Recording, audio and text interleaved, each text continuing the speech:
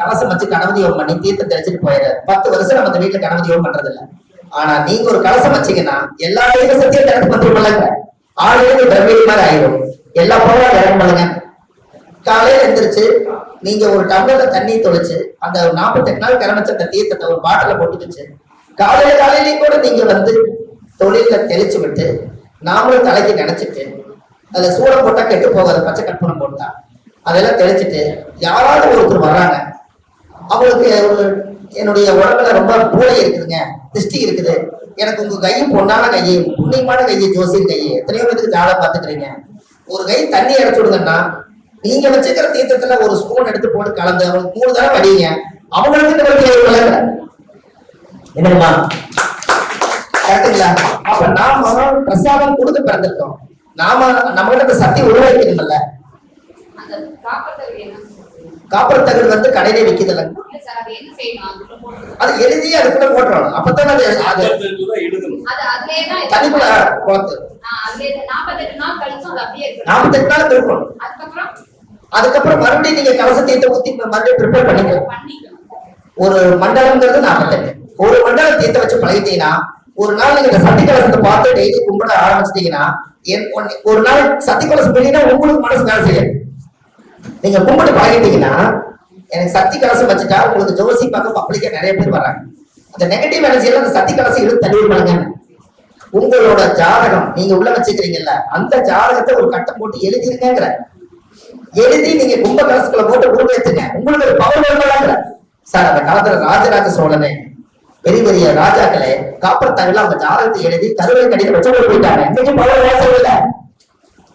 புரிஞ்சவங்களுக்கு அன்னைக்கு செய்யும் போது என்னுடைய வம்சம் தலைக்கணும், என் வாரசுகள் எல்லாம் என்ன போலயே வாழணும், அதுக்கு என்னெல்லாம் பேசிட்டு சொல்லுன்னு சொல்லி அன்னைக்கு அவங்க எல்லாம் புடிச்சு கையோட வாங்கி பிரதிஷ்டை பண்ணிட்டாங்க. இன்னைக்கு அந்த கோயில் 1000 வருஷமா வாழுது. பேர் இன்னைக்கு சொல்லிட்டு இருக்குது. அது காரணம் என்னவா இருக்கும்? விதைச்சது முளைக்குது. எப்படி ஐயா புரியுதா? அப்ப நம்ம இன்னுமே பாத்தீங்கன்னா அட்வான்ஸா ஈசா யோகம் போனீங்கன்னா அவர் அவருக்கு தேவை இருக்குது. எனக்கு ஈசா யோகத்துல இறந்தா விளக்கு போடுவாங்க. அவர் இறக்கவே இல்லை விளக்கு போடுறாங்க. காரணம் என்ன தெரியுங்களா?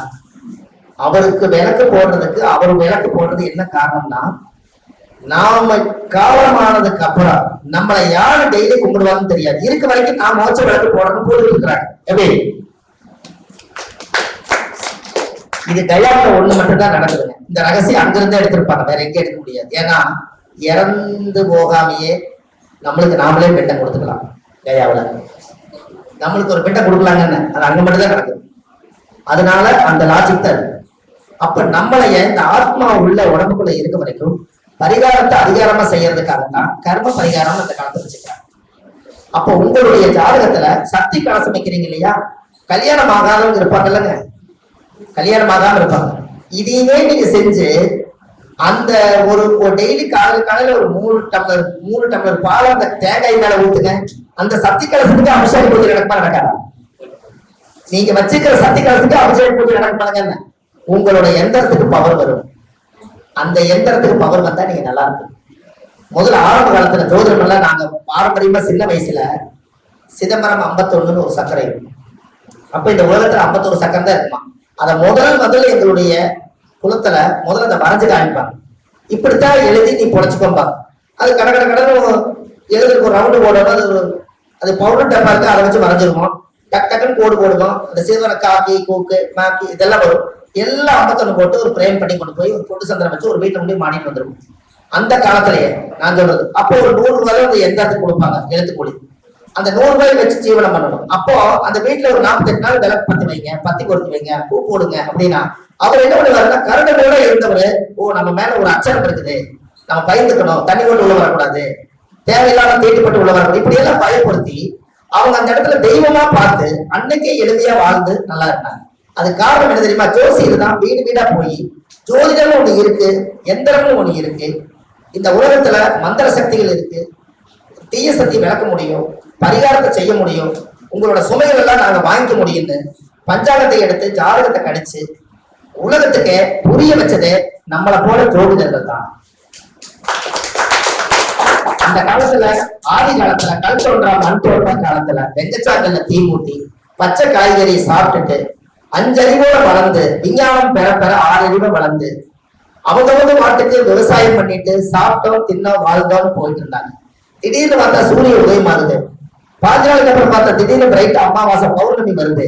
அப்ப ஏதோ ஒரு இயற்கையோடு நமக்கு ஒண்ணு சப்போர்ட் பண்ணுதுன்னு சொல்லி லைட்டா புரிய வைக்கும் போது அதுல சில ஞானிகள் எல்லாம் சேர்ந்துதான் ஏதோ ஒரு கிரகங்கள் செயல்படுது அப்படின்னு விஞ்ஞான பூர்வமா கருவியே இல்லாத காலத்துல ஒரு தளத்துல உட்கார்ந்து அவங்க கண்டுபிடிச்சு பார்த்திருக்காங்க. 9 கோள்களுமே தியானத்துல பண்ணி பார்க்கும்போது 9 கோள்களும் இந்த பிரபஞ்சத்துக்கு இந்த பூமிக்கு வந்திருக்கு. அப்பதான் அதுக்கப்புறம் தான் கால அளவு டிகிரி எல்லாமே செக் பண்ணி இந்த ராசி கட்டத்தை போட்டு அவங்களுக்கு மூதாதிகள் என்னென்ன உறவுகளை என்னென்ன பரிகாரங்கள் செய்யணும்னு வச்சிருக்காங்க. இப்ப நல்லா பாருங்க, சிம்மத்துல என்ன கிரகம் இருக்குது? அதோடைய நட்சத்திரம் எத்தனை இருக்குதுங்க? மக நட்சத்திரம் இருக்குது, பூர நட்சத்திரம், உத்திரம் இருக்குது. மக நட்சத்திரம் என்பது அது என்ன மரம்? மக நட்சத்திரம் என்ன மரம் வரும்? ஆலமரம் வரும். இந்த ஆலமரம் மக நட்சத்திரத்துக்கு ஆலமரம் தான் வரும். ஆலமரத்துல ஏதாவது ஒரு பஞ்சாயத்து நடந்துச்சுன்னா எல்லாரும் ஊர்ல கூட்டிட்டு வந்து ஆலமரத்து கட்ட வச்சு பஞ்சாயத்து பேசினாங்கன்னா அந்த பஞ்சாயத்து சரியாயிடும். அது எதனால? தாய்க்கு சும கொடுக்காத ஒரே மரம் உலகத்திலேயே ஆலமரமே. மற்ற மரமெல்லாம் ஒரே ஒரு திண்டிலேயே போய் எல்லா கிளைகளும் உருவாக அந்த திண்டு தான் தாங்கி பிடிச்சுக்கும். ஆனா ஆலமரம் மட்டும் கொஞ்ச நாள் உருவாச்சுன்னா விழுதுகள் எல்லாம் வந்து 4-5 பக்கம் லாக் பண்ணி அந்த விழுதுகளுடைய பலத்துல நின்று நடுச்சக்கல இருக்கிற தாய் தப்பிச்சுக்கு. எப்படி? ஆலமரத்துக்கு அந்த பவர். அந்த ஆலமரத்துல மூதாடிகள் எல்லாம் ஏதாவது வீட்டுல கோவிச்சுட்டாங்கன்னா பையன் தூக்கிட்டு எல்லாம் நம்மளை போல வண்டி எடுத்துட்டு எல்லாம் போக முடியாது. 10 மைல் இருட்டு போல நடக்க முடியாது. பாம்பு வழி நடமாட்டது போறவங்கள பாம்பு ஊத்தி போயிடும். அதனால அப்படியெல்லாம் போக முடியாது. போய் ஆலமரத்துல போய் கோவிச்சு பண்ணுவாங்க. சாதோனால மறுபடியும் அங்கே ஆகும். அப்போ அந்த காலத்துல செத்து போட்டவங்க அத்தனை பேருமே ஆலமரத்துலதான் மூதாடிகள் எல்லாம் தங்கியிருக்காங்க. அதனாலதான் திதி கொடுக்கும் போது ஆலமரத்துடைய வேர்ல பிராமணரை கூட்டிட்டு வந்து முதல் 21 தலைமுறைக்கும் பிண்டம் எடுத்து ஆலமர வேர்ல வச்சு நீங்க திதி கொடுத்தீங்கன்னா அந்த முன்னோர்கள் எல்லாம் அந்த தங்கியிருக்கலாம் அத்தனை பேரும் இறங்கி வந்து ஆசீர்வாதம் பண்ணுவாங்க. அப்போ அந்த ஆலமரத்துடைய சக்தி தான் அந்த அதனாலதான் அந்த காலத்துல பேரு ஆள் போல் தலைச்சு அருகு போல் பேர் ஒன்றி அப்படி சொன்னாங்களே இல்லையா? 16 செல்வம் பெற்ற பெருவாழ்வு வாழணும்னு பெரியவங்க முன்னோர்கள் நம்மளை வாழ்த்துனாங்க.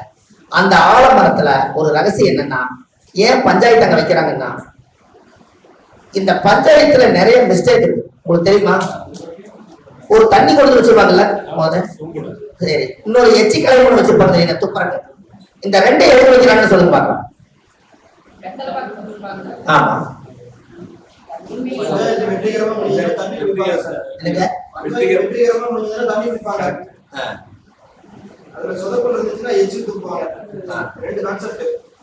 இந்த 2 கான்செப்ட் ஐயா சொன்னது கரெக்டான விஷயம்.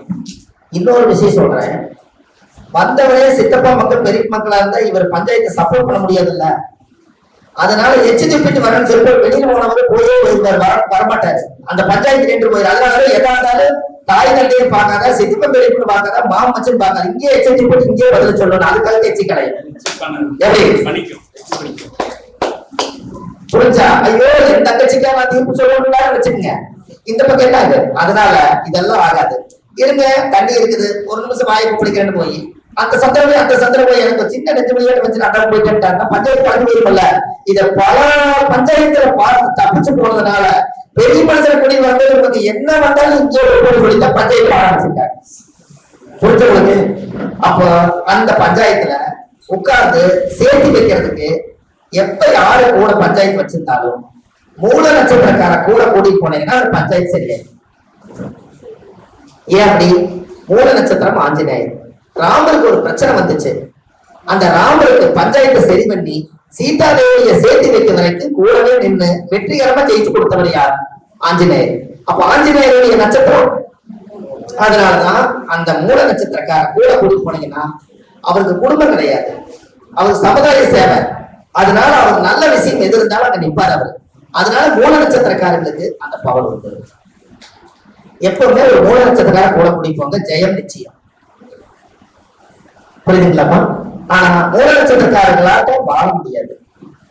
அவங்களத்தான் மாத்தி பேசுறாங்க ஜோதிடத்துல. ஆண் மூல ஆசாலும் பெண் மூல நெருமூலங்கிறாங்க. கொஞ்சம் நினைச்சு பாருங்க. ஆணி மூல அரசாணி, கன்னி மூல நிறமூல, அது லாஜிக், அது கொண்டு வந்துட்டாங்க. ஆனா மூல நட்சத்திரங்கிறது ஒரு பெண் நாய். அது பெண் நாய். ஆண் நாய் வந்து திருவாதிரை. மூல நட்சத்திரத்துக்கு என்ன நாய் வரும்? பெண் நாய் வரும். இந்த பெண் நாய் குட்டி போட்டுச்சுன்னா யாராவது பக்கத்துல போனோம்னா குட்டி தோப்பு போறாங்க, கடிக்க வரும். இவங்க என்ன பண்ணுவாங்க? கடி அடிச்சு அடிச்சு போவாங்க. அது என்ன பண்ணுன்னா, இங்க நம்ம பிள்ளை கொண்டு போடுவாங்கன்னு சொல்லி போட்டு வாயிலேயே கவிடு போய் ஒரு இடத்துக்கு 2 இடம் மாத்தி குளிய பறிச்சு அது ஒரு சேப்பா படுத்து எல்லா வெளியில எடுத்து போய் பால் கொடுத்து வளர்த்தி அந்த குழந்தைகள் எல்லாம் கூட கூட்டிட்டு போய் ஒரு நாய் கூட்டமே சேர்த்துக்கும். அப்படி ஒரு மூல நட்சத்திரம் எப்படி வாழணும் பாருங்க. இது எப்படி மாற்றி வச்சாங்க பாத்தீங்களா? சமுதாயம் வேற மாதிரி போயிடுச்சு. அந்த பெண்ணோட வாழ்க்கையில வீணா போயிருமா? மூல நட்சத்திரமா? ஐயோ வேண்டாம், மாமனார் தூக்கி இருக்கிறாங்க. கரெக்டுங்களா? ஏன் மாமனார் தூக்கின்னு சொன்னாங்கன்னா அந்த கான்செப்டே கிடையாது. மேசத்துக்கு 9ஆம் வீடு யார் வீடு? இல்ல, மேசத்துக்கு 9ஆம் வீடு தனுசு. அதே அப்பாவோட ஸ்தானம் எத்தனை காலச்சக்கரத்துக்கு அதான் வருது. அப்போ அப்பாவுக்கு 9ஆம் வீடு தான் வருது, மாமனார் வீட்டுக்கும் 9 வருது. இந்த வீட்டுக்கு மகளா இருந்தவங்க அந்த வீட்டுக்கு மருமகளா போயிட்டாங்க. இது 2 ஊசி பாயமாங்கிறதான் பிரச்சனை. இப்போ புரிஞ்சவங்களுக்கு அப்பாவோட அதிகாரம் இந்த பிள்ளைக்கும் அதே வர்றதுனால மூல நட்சத்திரத்திலே வந்து நிக்கிறதுனாலதான் மாமனாரும் அதே ராசியில வர்றாரு. ஏன்னா அந்த மருமகளை கூப்பிடுறாரு. அப்ப எந்த மகளை நம்ம வளர்க்கலாம். ஆனா அந்த மூலம் மருமக தான். இந்த வீட்டுக்கு இன்னொரு மக மறுபடியும் வந்துருச்சு. அதானே 2க்குமே காலச்சக்கரத்துக்கு 9ஆவது வீடா வந்துருச்சு. கரெக்டுங்களா?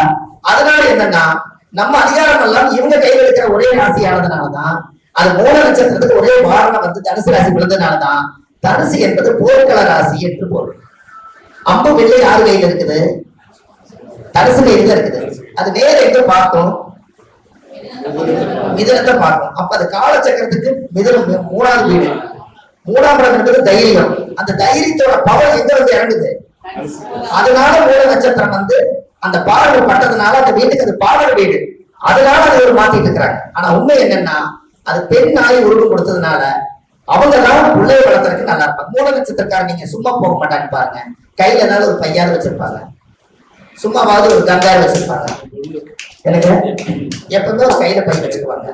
ஏன்னா மூல நட்சத்திரம் தான் ஆஞ்சநேயர். குரங்குங்களா? அந்த குரங்கு என்ன பண்ண குட்டி தாவிட்டே இருக்குமா? அதனால வெறும் கையோட இன்னைக்கு குரங்கு இருக்காது தானே. அப்ப ஏதோ ஒரு கையில